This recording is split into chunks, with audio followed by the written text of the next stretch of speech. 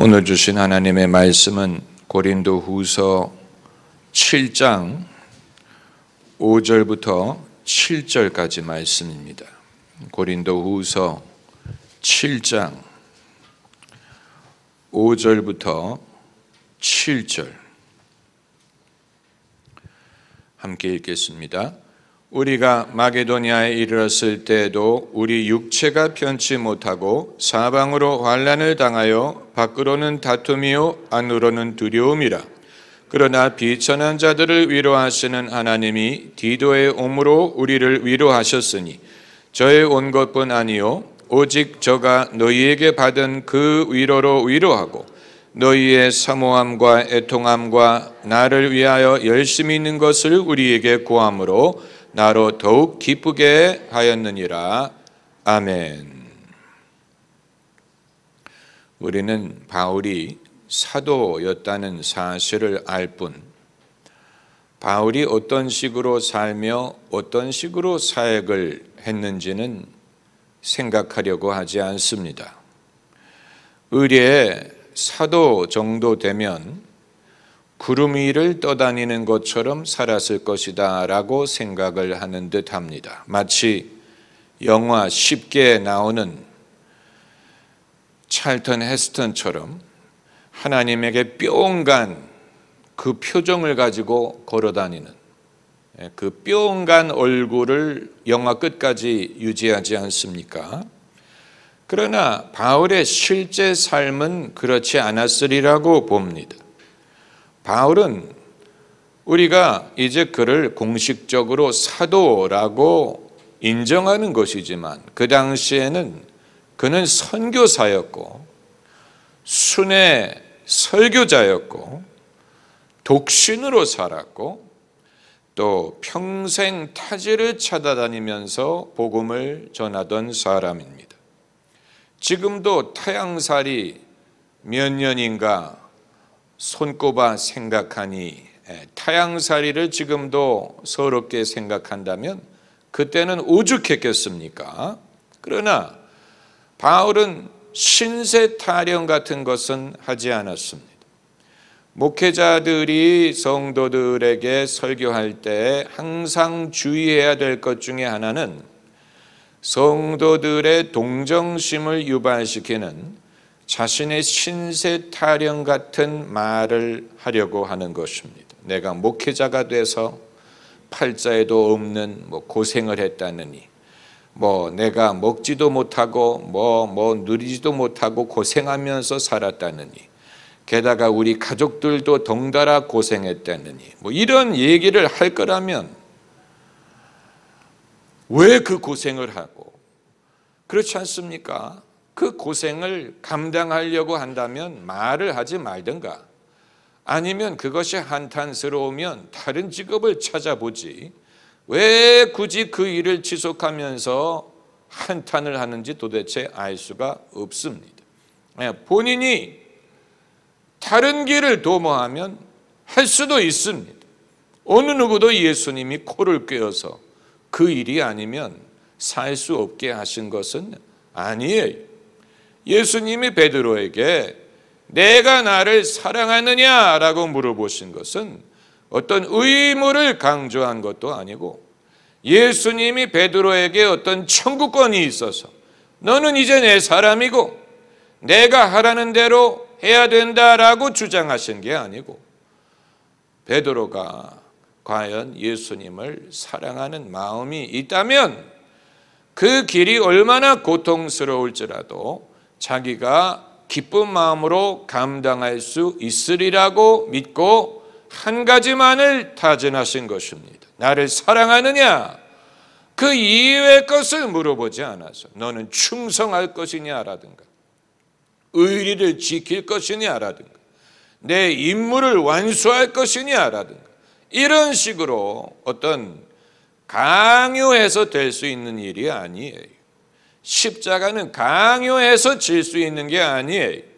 어느 누구도 예수님에게 십자가의 죽음을 강요하지 않았습니다. 하나님 아버지도 이건 강요할 수 있는 일이 아니고 예수님이 스스로 당신을 낮추시고 내 뜻대로 마옵시고 아버지 뜻대로 하옵소서. 예수님 자신이 십자가의 길을 가신 것이고 그것을 감당하신 것이고 우리도 마찬가지 억지로 십자가를 지면 얼마나 오래 질 수 있겠습니까? 그러므로 우리는 기왕에 할 것에 대하여 불평을 한다거나 한탄을 한다거나 남의 동정심을 얻으려고 한다거나 이것은 듣는 사람에게도 마땅치 않고 하는 사람도 그것은 믿음으로 말하는 것이 아니고 기왕에 할 것이라면 기쁨으로 지고 가라 라고 했죠. 십자가 기쁨으로 지고 가라. 내가 기쁘게 십자가 지고 가면 슬픈 마음이 위로받네. 사람이 머리가 좋아야 될 이유가 여기 있어요. 머리가 좋아야 될 이유는 이 모든 것을 기억하는 것이 이게 쉬운 일이 아니에요. 즐거운 마음으로 십자가를 지고 가는 것이지 즐거운 마음으로 지고 가는 게 아니라면 나에게도 별로 복이 되지 않고 주님도 별로 기뻐하시지 않을 것입니다. 만일 천국이 일평생 억지로 십자가를 졌던 사람들이 모이는 집합장소라면 천국처럼 서글픈 데가 없을 것입니다. 그 많은 사람들이 억지로 일평생 십자가를 졌다가 이제 천국문에서 겨우 그것을 벗은 다음에 사람들이 어휴 힘들었어, 뭐 아이고 김집사 고생 많았어, 어휴 천국은 그야말로 개들이 우는 데와 같을 것입니다. 어휴 천국문에 사람들이 자기가 일평생 억지로 지던 십자가를 벗어버리고 그건 천국이 아니지요. 그렇지 않습니까? 우리가 면류관을 받는다라든가 의의 면류관 받아 쓰고서 주와 함께 다스리리, 이런 모든 용어들이 뜻하는 것을 우리가 제대로 캐치할 수 있어야 되겠죠. 천국문에 들어갈 때 주의 얼굴 친히 배울 때 내 기쁨 넘치리라. 천국은 기뻐하는 곳이고 잔치하는 곳이고 그리고 면류관을 받는 곳이고, 면류관을 받는다라는 말은 이겼다라는 뜻이죠. 승리했다는 말입니다. 고대 올림픽, 지금만 올림픽이 있는 게 아니고 현대 올림픽을 고대 그리스의 올림픽을 모델로 해서 하지 않았습니까? 그렇기 때문에 그 당시에 사도 바울도 올림픽에 대한 용어를 알고 있었습니다. 경주라는 말이라든가 경주를 완료했다라든가 면류관을 받는다. 왜냐하면 그 당시에 이긴 사람은 금메달을 받는 게 아니고 면류관을 받았기 때문에.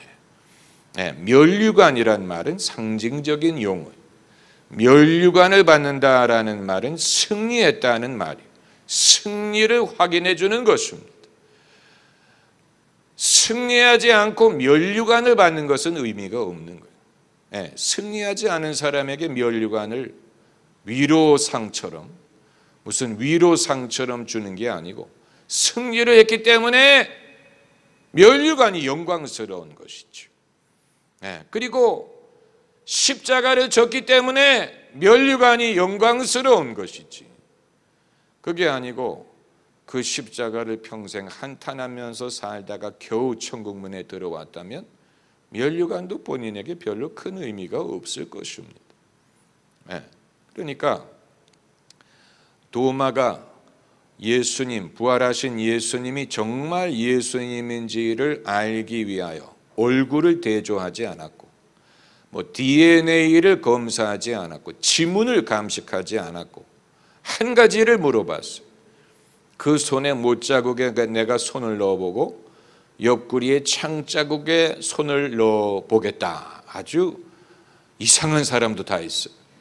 남의 못자국을 치료해 주지는 못할 망정 거기에 손가락을 집어넣겠다. 옆구리에 창자국에 손가락을 집어넣겠다. 그러나 도마에게는 부활하신 예수님이 진짜 예수님이라는 증거가 고난의 흔적이 있는가에 달려있다고 보았습니다. 고난의 흔적이 있는 분은 진짜 예수님. 그 말은 하나님 보좌 우편에 앉아 계신 예수님은 여전히 고난의 흔적을 갖고 계시리라는 것입니다. 그래서 천국에 올라가서 주님을 뵈는 사람은 할 말이 없을 것입니다. 왜냐하면 우리는 내가 주님을 만나면 할 말이 많어. 나는 일평생 살면서 주님께 하고 싶은 말이 여기까지 쌓였어. 내가 고생한 것, 내가 뭐 손해본 것, 이런 거 내가 예수님께 하고 싶은 말이야. 이런 생각을 하는 사람들이 분명히 있을 거예요. 내가 하나님에게 내가 따지고 싶은 게 많다. 도대체 하나님은 왜 이런 일을 하셨고 왜 저런 일을 하셨고, 하나님에게 따질 마음이 없다고 생각하는 분은 하나님에 대해서 한 번도 진지하게 생각해 본 적이 없는 사람들이, 그냥 하나님은 계신가비요 이렇게 생각하지, 진짜 내가 하나님을 만나면 무슨 말을 할까? 오늘 내가 텔레비전 나오면 얼마나 좋을까? 내가 오늘 예수님 만나면 무슨 말을 할까? 라고 할 때 우리가 감질나는 말만 할 것 같습니까? 우리가 예수님을 뵈는 순간에 예수님 기다렸어요. 정말 예수님은 예수님 같으시군요. 뭐 예수님 반가워요. 기다렸어요. 이런 말만 할 것 같습니까? 이런 말만 하는 사람은 예수님을 모르는 사람, 예수님을 인격체로 생각하지 않던 사람이, 정말 예수님을 생각하고 오랫동안 대화했던 사람은 예수님에게 여쭤보고 싶은 게 있죠. 예수님, 내가 그때 기도했는데 왜 안 들어주셨나요?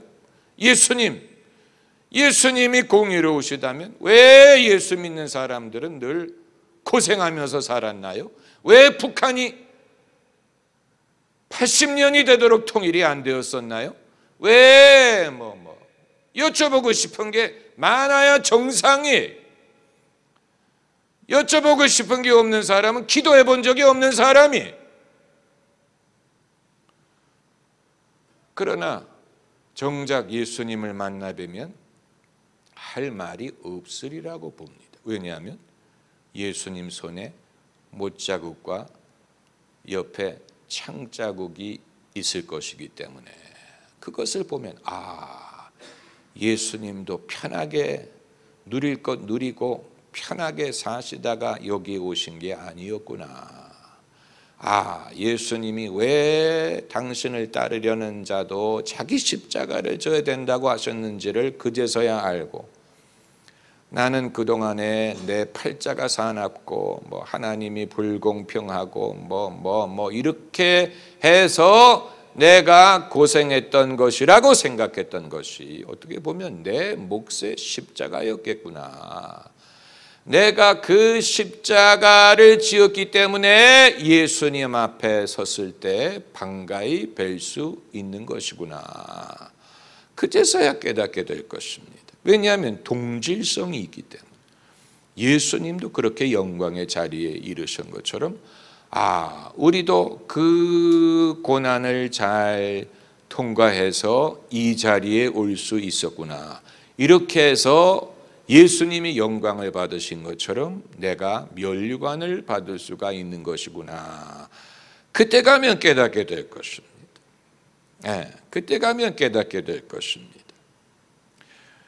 우리가 지금은 이 거울을 들여다보는 것처럼 희미하게 아나 그때는 얼굴과 얼굴을 마주 대하는 것처럼 알리라는 말씀이 그것을 말하는 것입니다.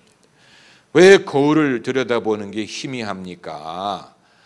옛날에는 지금처럼 거울을 만드는 기술이 없어서 구리를 잘 닦으면 얼굴이 비춥니다. 그러나 희미하게 비춥니다. 지금처럼 유리에 뭡니까? 수은을 덮습니까? 그래서 그 당시에는 거울을 들여다볼 때 희미하게, 그러니까 대부분의 사람들은 자기가 잘생긴 줄로 착각을 했을 겁니다. 얼굴에 버짐 같은 게 안 보였을 거예요. 그걸 말하고 있는, 우리가 지금은 거울을 들여다보는 것처럼 희미하다. 하나님의 섭리가 보일 듯 느껴질 듯 깨달아질 듯 하지만 다 깨달아지지 않고 보일 듯 하나님의 섭리가 가끔 보일 때가 있고 깨달아질 때가 있는데 또 살다 보면 그게 희미해지고 거울을 들여다보는 것 같아요. 언제 우리가 밝히 알게 되느냐? 얼굴과 얼굴을 마주 대할 때 이제 그건 주님 앞에 서게 되는 것을 말하게 되는 것입니다. 할렐루야. 그렇기 때문에 사도 바울이 어떤 삶을 살았느냐? 사도 바울은 태어나서 한 번도 자기가 살던 환경을 떠나지 않고 사는 사람들도 많지요. 그런데 바울은 그야말로 타민족, 타언어권, 타문화권 이런 모든 데를 찾아다녔어요. 그 당시에 known world, 알려진 세상은 다 다녔어요. 사도 바울이 가지 않은 곳은 북아프리카뿐이었다고 생각이 됩니다. 그가 왜 북아프리카를 가지 않았는지는 모르겠지만 이후에 알렉산드리아라든가 또 그 북아프리카에도 기독교가 많이 전파가 됐는데 아무튼 사도 바울은 북아프리카는 가지 않았지만 소아시아와 유럽, 지금의 그리스, 마게도니아, 그리고 로마, 이탈리아 여기까지 그 당시에 알려져 있는 많은 넓은 세상을 돌아다녔어요. 그게 얼마나 힘들었을지는 우리가 상상할 수 없습니다. 그리고 바울에게는 어떤 벤치마킹할 수 있는 전례가 없었어요. 선교사라는 직분이 그 이전에는 존재하지 않았어요. 구약시대에는 선교사라는 게 없었어요. 이 니누에 성에 요나가 찾아간 것은 선교사로서 간 게 아니고 선지자로서 간 것이죠. 그러니까 선교사라는 그 직분이 사도 바울이 만든 거나 마찬가지 선교는 이런 식으로 하는 것이다 라는 매뉴얼이 있었던 게 아니고 사도 바울이 하면서 터득해야 되는 것이었습니다. 이건 대단한 용기, 가본 적이 없는 세상을 찾아가는 것, 만나본 적이 없는 사람들을 찾아가는 것, 돈을 벌기 위해서 가는 게 아니고 인기를 얻기 위해서 가는 것도 아니고 오로지 한 가지를 위해서 가는 것, 복음을 위해서 가는 것입니다. 사도 바울은 복음에 헌신한 사람이었어요. 제가 그렇게 말하면 진부하게 들릴 것입니다. 복음에 헌신했다. 그런데 모든 주의 종이 복음에 헌신하기 위하여 부름을 받는 건 아니에요. 목회자는 복음을 전하지만 양들을 목양하는 것이 그것이 이제 주된 사명이 이미 믿은 사람들, 이미 복음을 받아들인 양무리에게 꼴을 먹이고 그들을 위해 기도하고 위로하고 신방하고 결혼식을 시켜주고 장례를 하고 세례를 주고 이게 목양입니다. 목회. 사도 바울은 목회자로서 부름을 받은 게 아니고 선교사로서 부름을 받았고 복음을 위해서 부름을 받았어요. 복음. 바울의 역할은 단 한 가지, 복음을 전하는 것. 그래서 사람들의 영혼을 구원하는 것. 그럼 그 이후에는 어떻게 하느냐? 그 이후에는 그들을 목양할 사람들을 임명해서 맡기고 사도 바울은 새로운 곳에 찾아가서 또 복음을 전하고 복음을 전하는 이 일을 사명으로 삼은 사람. 복음. 예수님의 가르침 중에 상당 부분과 바울의 가르침 중에 상당 부분은 복음에 대하여 헌신하지 않은 사람에게는 약간 오버하는 것처럼 보이는 부분이 있습니다. 예수님의 가르침의 상당 부분은 평범한 중산층의 삶을 살고자 하는 사람에게는 약간 오버하는 면이 있는 게 사실이에요. 이렇게까지 해야 될까? 이렇게까지 할 필요가 있을까 생각하게 만들 정도로 예수님의 가르침에는 과격한 면이 있습니다. 그런데 그건 복음에 헌신한 사람이어야 비로소 이해할 수 있는 부분입니다. 예수님이 왜 돈자루를 갖고 가지 말라고 하셨다든가, 신발도 한 켤레 이상 갖고 가지 말라고 하셨다든가, 이런 말씀은 평범한 삶을 살고자 하는 사람에게는 신발장에 신발이 널렸는데 어떻게 한 켤레만 갖고 가라고 했을까? 이건 복음에 헌신한 사람에게 주시는 말씀. 복음에 헌신하기 전까지는 예수님의 가르침과 바울의 가르침 중에 상당 부분은 약간 오버하는 면이 있는 게 사실이. 그런데 이제 오늘 본문 말씀을 보면 그 와중에 사도 바울이 하는 말입니다.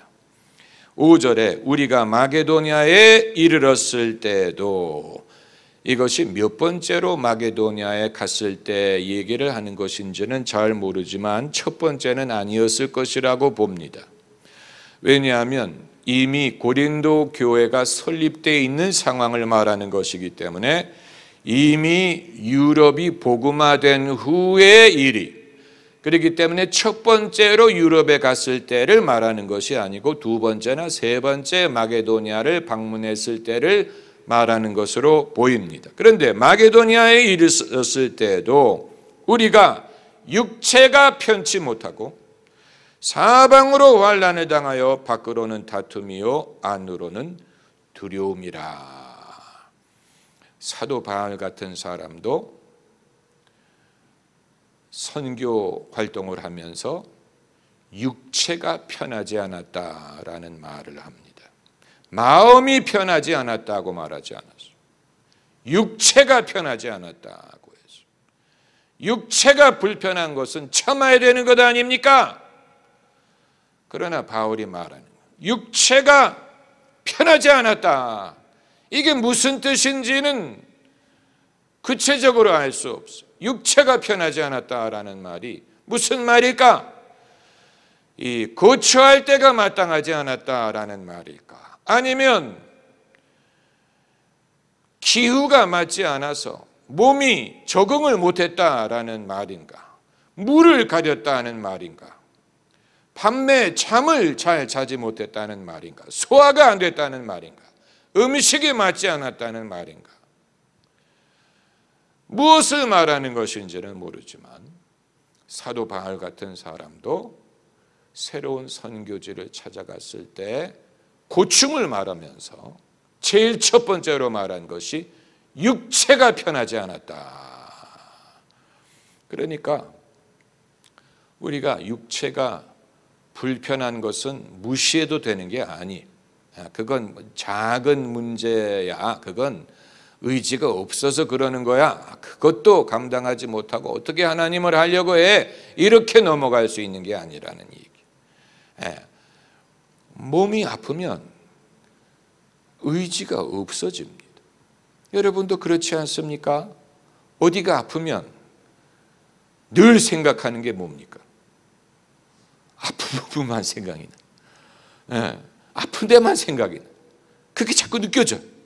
배가 아프면 아침에도 배, 한낮에도 배, 잠잘 때도 배. 아이고 배야, 아이고 내 배야. 아픈 부분이 생각이 나. 아무것도 생각이 안 나는 사람이 건강한 사람. 아무것도 생각이 안 나고 그냥 배가 고픈 사람, 그게 건강한 사람이고. 그게 아니고 몸이 느껴지는 사람, 자꾸 발이 느껴져, 발이 아픈 사람, 아니면 누가 자꾸 생각이 나, 어머니가 생각이 나. 어머니가 불편하기 때문에 그래. 늘 애 생각, 애가 속을 괴롭히는 거예요. 아무도 생각이 안 나야 평안한 사람. 그냥 보고 싶다 이 정도지. 보고 싶다, 뭐 잘 있는지 궁금하다, 그래야지. 늘 아침에도 아들 염려, 낮에도 아들 염려. 그건 아들이 속썩이는 거예요. 아들이 문제가 있는 거예요. 그렇잖아요. 그런데 육체가 편하지 않으면, 그러니까 먼 데를 보낼 때는 이코노미석을 태우면 안 됩니다. 편하게 좀 가라고, 주무시면서 가라고, 그런 것을 좀 배려할 수 있는 지혜가 여러분에게 있으셔야 됩니다. 그냥 뭐 그런 거 참아가면서 해야 되는 거 아니에요? 놀러 가는 거 아니잖아요. 하나님의 일 하러 가는 거잖아요. 그런데 왜 무슨 뭐 비즈니스석을 꼭 타야 돼요?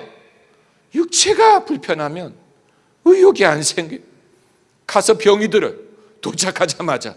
도착하자마자 뭐 시차 적응해야 되지요. 기후 적응해야 되지요.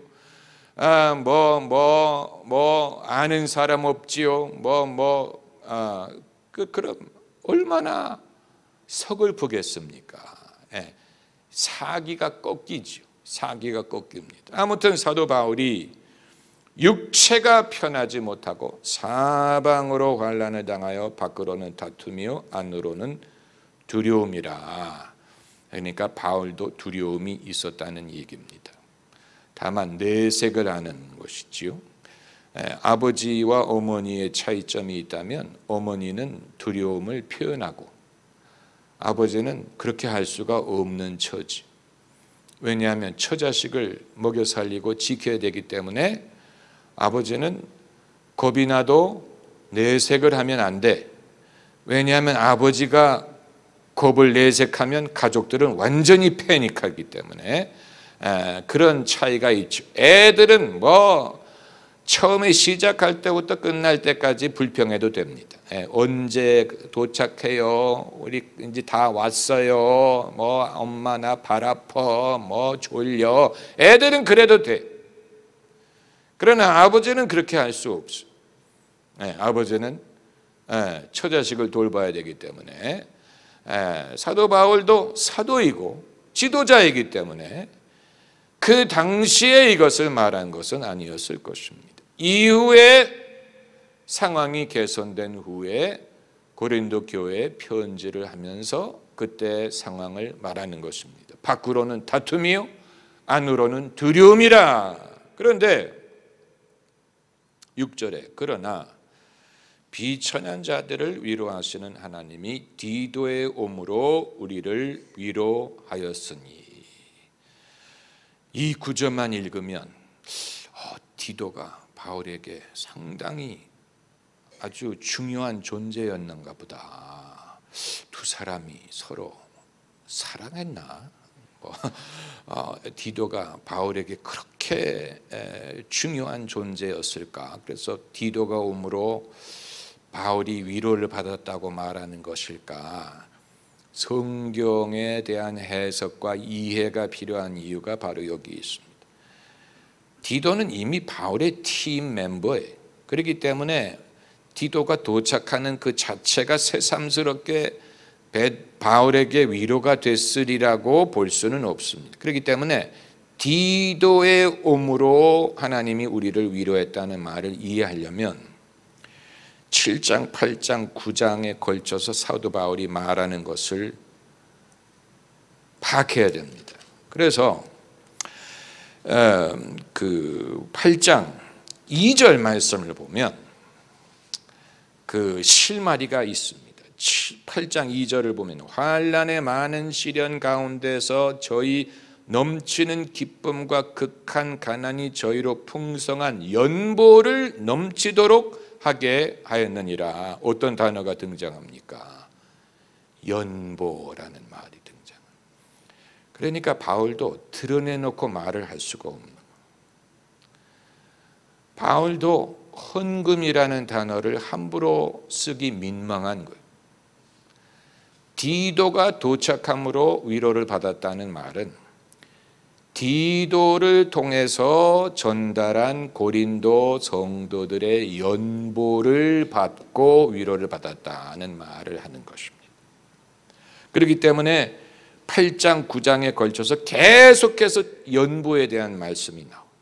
그런데 바울이 그걸 돌려서 말을 하기 때문에 무슨 말을 하는지 잘 몰라요. 그런데 8장과 9장에 바울이 은혜라는 말을 쓸 때는 그게 헌금을 뜻한다고 보면 돼요. 넘치는 은혜라든가 너희의 은혜라든가 이런 말을 할 때는 헌금을 일컫는 것이라고 보면 됩니다.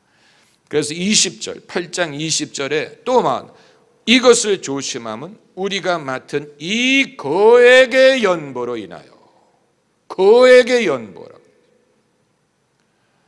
인스타그램 라이브를 굳이 교회에서 보실 필요는 없습니다. 라이브가 여기 있는데 그걸 통해서 시차가 얼마나 있는지 끊어지는지, 제가 인스타그램 방송을 하면서 나중에 누가 봤는지를 보니까 성가대원이 그거 봤어요. 성가대석에 앉아서 그걸 본 거예요. 성가대석에 앉아서 그게 잘 보이나 호기심으로. 그러니까 아무튼 바울이 여기에 거액의 연보라는 말, 디도의 도착이 왜 바울에게 위로가 되었다고 말을 하느냐. 디도를 통하여 고린도 교회가 한 거액의 연보를 전달받았다는 얘기. 그런데 바울이 이것을 대놓고 말하기에는 너무 민망하기 때문에 돌아서 말을, 간접적으로 말을 하는 거예요. 8장과 9장. 그러니까 지금도 성도들이, 교회 목회자들이 돈에 대해서 말하는 게 민망한 거죠. 옛날에도 그랬어요. 사도 바울도 그랬어요. 이게 이 연보, 디도와 이 연보가 관계가 있는 걸 어떻게 압니까? 왜냐하면 계속해서 디도의 말이 나오기, 22절에도 저희와 함께 우리의 한 형제를 보내었노니, 이 형제가 디도예요. 그래서 그 다음 절에 디도로 말하면, 그리고 이제 24절에 이제 드러내놓고 바울이 말하기를 그러므로 너희는 여러 교회 앞에서 너희의 사랑과 너희를 대한 우리 사랑의 증거를 저희에게 보이라. 이건 이제 너그럽게 연보를 하라는 말입니다. 그러니까 이제 그걸 알고 8절에 디도의 도착이 우리를 위로했다는 뜻을 알게 되면 사도 바울도 성도들이 그냥 말로만 하는 위로는 그에게 별로 큰 도움이 되지 않았고, 바울 같은 주의 종을 환난 중에 위로하고 힘을 주기 위해서는 실질적인 도움이 필요했다는 것을 알 수가 있는 것입니다. 실질적인 도움, 그냥 기도만 해줘서 되는 게 아니고, 그냥 마음으로 응원만 해서 되는 게 아니고, 예수님 말씀에 너희 보화가 있는 곳에 마음이 있다고 했기 때문에 실질적인 위로와 실질적인 도움, 그걸 설교하는 사람들이 별로 없기 때문에 많은 성도들은 바울 같은 주의 종은 그냥 산소만 마셔도 살 수 있는 것으로 생각을 할 거예요. 그냥 공기만 마셔도 되는 것처럼. 그런 신령한 분은 무슨 연보 따위는 필요 없을 거야. 연보 없어도 주의 능력으로 얼마든지 일할 수 있어. 이런 식으로 신령하게 생각을 했을 텐데, 그러나 바울이 여기에 대놓고 말하고 있는, 디도를 통해서 거액의 연보라고까지 해서, 거액의 연보, 거액의 연보를 바울이 전달받고 위로가 되었다라는 말을 하는 것입니다. 여러분, 이건 이해하기 어려운 게 아니, 우리가 상갓집을 방문할 때 빈손으로 안 가요. 왜 그렇습니까? 왜 상갓집에 갈 때 들고 가는 게 뭐예요? 예? 부의금. 왜 부의금을 들고 갑니까? 그냥 뭐 예절로 그렇게 하는 게 아니에요. 그게 유족들을 위로하는 데 도움이 된다는 거예요. 사람들이 그걸 알고 있는 거예요. 그냥 위로받으세요. 정말 슬퍼요. 그렇게 해가지고 위로가 되는 면도 있지만 말로만 하지 말고 이 일로 이 가정이 여러 가지 타격을 받고 뭐 어려워지고 그랬기 때문에 우리가 힘을 보태드리겠다. 이런 의미로 우리가 부의금을 전달하는 것이 실제로 위로가 되리라고 믿기 때문에 하는, 예수 안 믿는 사람들도 그렇게 하는. 그렇기 때문에 여러분, 이것을 통해서 우리가 깨닫는 것은 주님의 일은 어느 유능한 한 사람이 혼자 하는 게 아니라는 사실.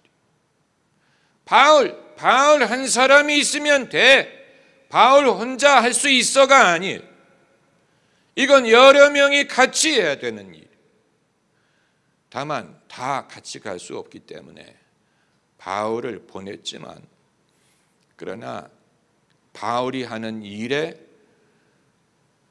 관계된 모든 성도들이 동참하는 것입니다. 보화가 있는 곳에 마음도 있다고 한 것처럼, 그러니까 이 신앙의 성격상으로 물질적인 것을 우리가 배제하고 그것이 중요하지 않는 것으로 생각을 하다 보니까 여기에 대해서 제대로 이해하기가 어려운 것뿐이지, 사도 바울도 민망하게 생각해서 그것을 돌려서 간접적으로 다른 언어를 써가면서 말을 했지만, 그가 말하고자 한 것은 고린도 성도들의 연보를 통해서 바울이 위로를 받고, 위로를 받는다는 말은 힘을 얻었다라는 뜻이고, 그게 그에게 도움이 되었고, 우리가 이 사실을 깨닫게 되므로